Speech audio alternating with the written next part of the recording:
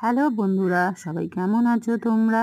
আর তমালির নতুন আর একটা ভিডিও তোমাদের সবাইকে ওয়েলকাম। তো আমি বানিয়েছিলাম আজকে ছোট ছোট সাদা মোরলা মাছের ঝাল, যেটা শীতের সমস্ত সবজি দিয়ে বানিয়েছিলাম। দেখো, মাছগুলো প্রথমে লাল লাল করে ভেজে নিয়েছি, তারপরে এর মধ্যে রসুন ফোড়ন, পেঁয়াজ ফোড়ন সব দিয়ে ভালো করে এটাকে ভেজে নিয়ে তারপর এর মধ্যে আমার কাটা কিছু সবজি ছিল, যেমন ছিল ধরো ওর মধ্যে পেঁয়াজ পাতা, পেঁয়াজ কলি, শিম, বেগুন, টমেটো, পেঁয়াজ পাতার যে পেঁয়াজগুলো সেগুলো সব কুচিয়ে দিয়ে দিয়েছিলাম, কারণ পেঁয়াজ পাতার পেঁয়াজ কিন্তু খেতে খুব সুন্দর লাগে।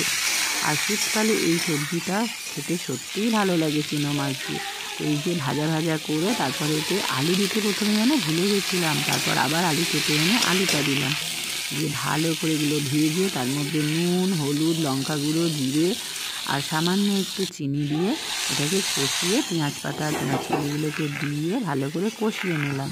কষিয়ে নেবার পর আমি এটার মধ্যে একটু জল দিয়ে দিয়েছিলাম, দিয়ে তারপর এটা যখন সিদ্ধ হয়ে গেল চুনো মাছগুলো দিয়ে ভালো করে এদিক ওদিক নাড়াচাড়া করে আমার শীতকালের সবজি চুনো মাছের চচ্চড়ি রেডি। তো সবার ভালো লাগলে একটা লাইক, কমেন্ট, শেয়ার করে দিও।